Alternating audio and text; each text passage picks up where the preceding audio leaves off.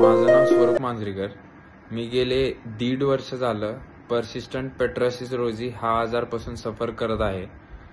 तर मी ह्यासाठी allopathy treatment try केली 1.5 वर्ष, पण ते काही ठीक नाही झाली.